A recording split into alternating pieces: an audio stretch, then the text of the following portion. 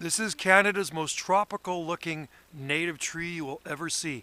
These are Pacific Madrona, and the bark peels like eucalyptus. They are a broadleaf evergreen, so they're green year round.